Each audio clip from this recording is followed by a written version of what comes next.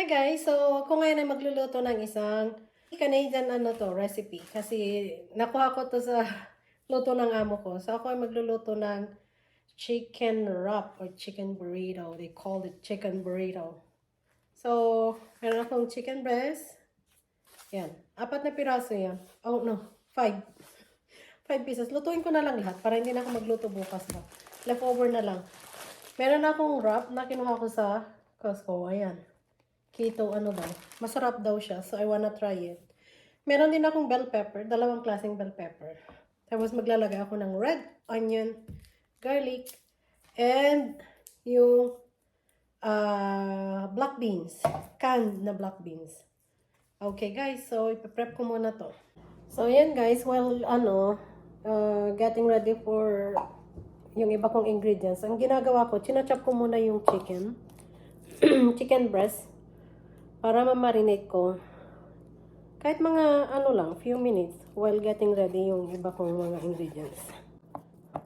Di ba kasi yung ginagawa nilang chicken wraps, Tim Hortons mga ganyan, mahaba yung cut nila ng chicken. So, ako pag gagawa din ako ng chicken burrito, yan, mahaba din yung chop ko. Nilins ko na yan na malinis na siya.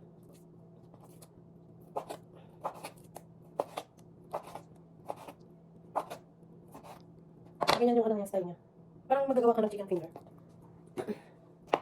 Medyo makapal-kapal kasi, so kailangan kong hatiin ng yung chicken breast. Kasi masyado siyang makapal. Tsaka chicken breast naman, madali lang naman maluto ko.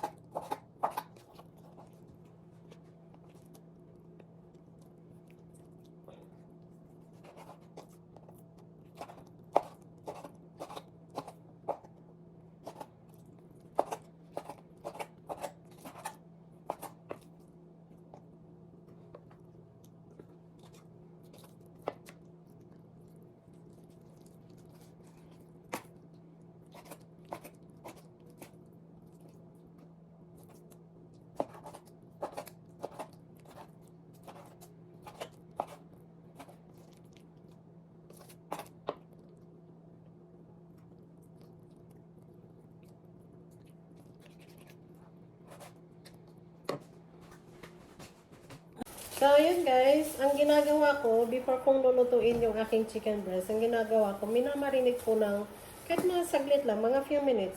So, nilalagyan ko siya ng garlic powder. And, titimplan ko siya ng konting soy sauce. Para kasi yung chicken breast, di ba, iba pa rin yung may buto-buto. Kaya, kailangan, para malasa yung ating chicken breast na ilalagay sa chicken wrap natin. Minamarinate ko yan. Ganyan lang. Soy sauce, garlic powder, saka lalagyan ko siya ng konting olive oil. Para daw hindi titigas yung chicken breast. Kasi pag na-overcook yan, titigas, diba? Pansin nyo.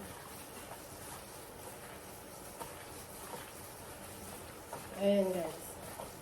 So, isa-set aside ko lang siya. Hindi ko na siya tatakpan. Ganyan lang. Tapos, i-chop ko na yung ibang mga vegetables. So, ang ginagawa ko, dinidrain ko yung tubig nito, tapos nire-rinse ko. So, yan guys, i-chop ko muna yung aking garlic, saka yung aking garlic.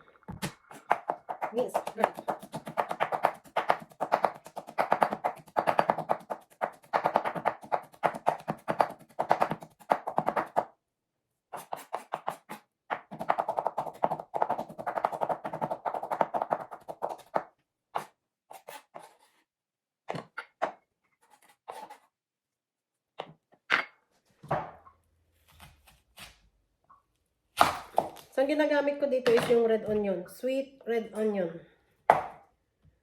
Parang pag nagluluto ka ng bistek,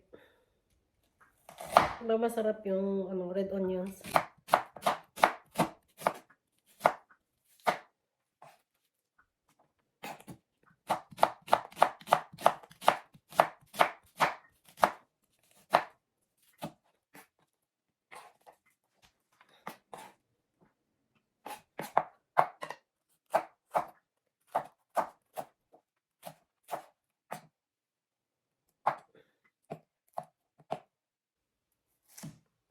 Masakit lang sa mata guys yung ano.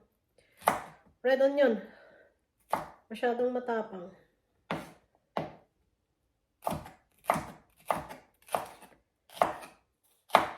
So, ganyan. Pahaba din yung cut ko ng, ano, ng pepper. Parang sa red onion din.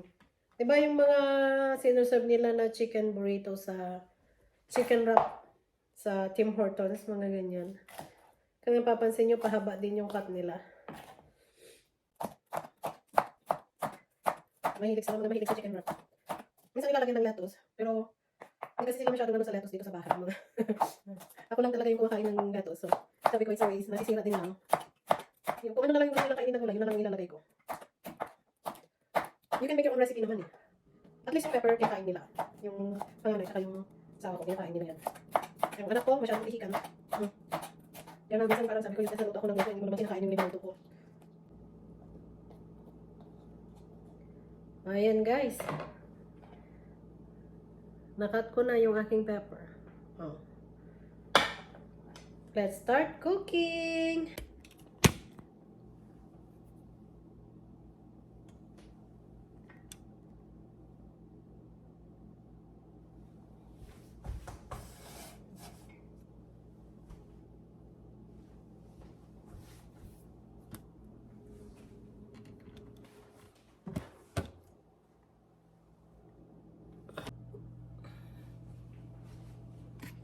So, ayan guys, ang ginagawa ko is niluluto ko muna yung chicken breast separately doon sa iba kong mga ingredients.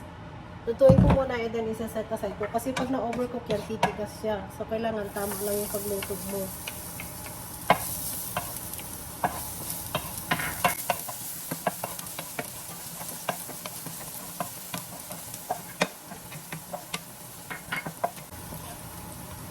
Ito yung chicken breast na minarinate ko kanina. Marinate mo magsabi para nang magkalasa sa talaga.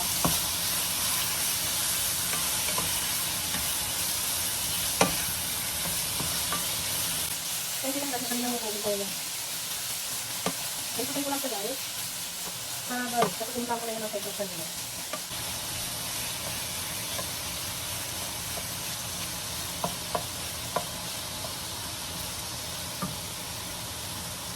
Ayan.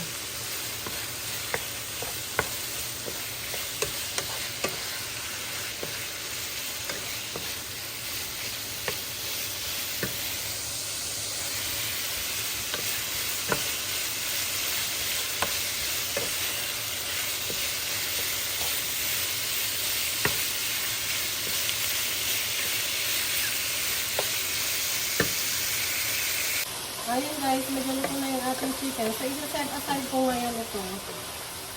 Lulutuin ko muna yung iba kong ingredients and ihahalo ko siya mamaya.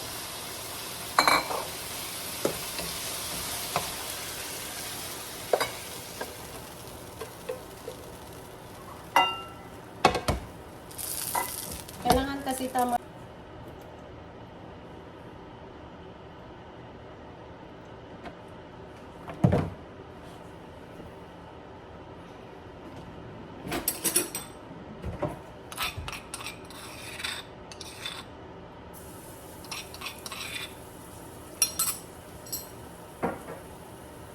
Garlic yun guys, na ginawa kong parang paste.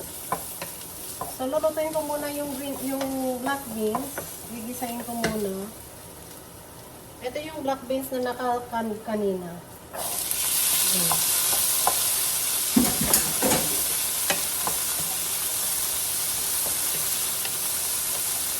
Although, ano na yan, canned na yan. So, ang ginagawa ko, niluluto ko muna. Para, ano siya. Maging soft pa siya.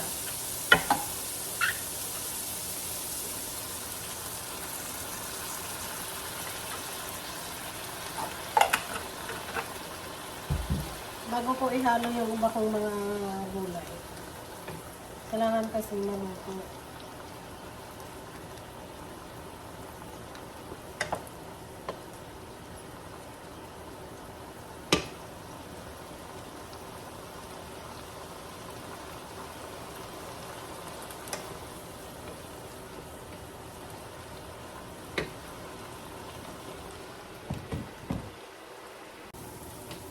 So, ayan guys, nag-soften na yung ating beans.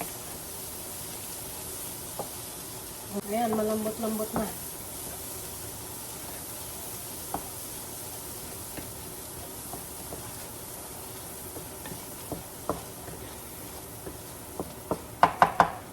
Yan, tatanggalin ko muna. Kahit pwede ko na siyang ihalo dun sa chicken. Kasi mamaya paghahaluin ko din lang naman yan.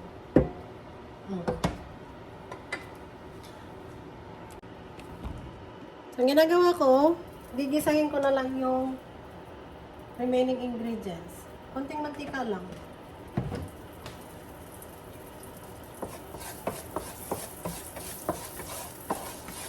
Yan, ilalagay ko na yung ating onion.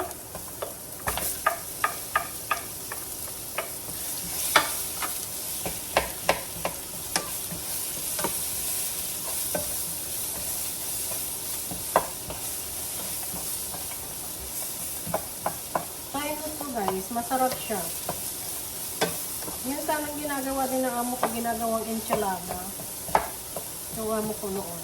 So, natutunan ko yung recipe na yun sa kanya. It's very healthy.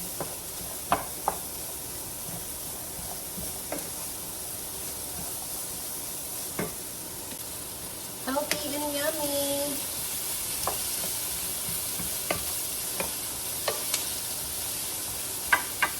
Okay, so nag-start naman soften yung ating red onion. Pwede ko nang ilagay yung ating bell pepper.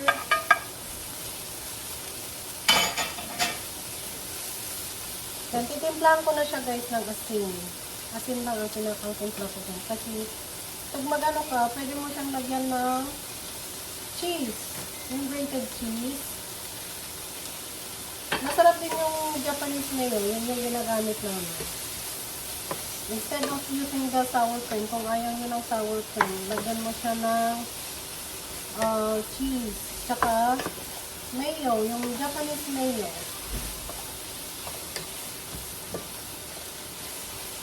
Ayan guys. So, ayan guys. Ready na. Pwede na tayong kumain ng chicken burrito or chicken wrap.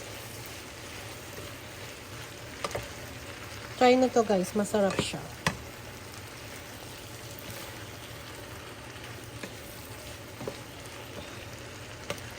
Pwede mo rin siyang lagyan ng kanin pag i-ano mo siya wrap. Pero ako, ganyan na.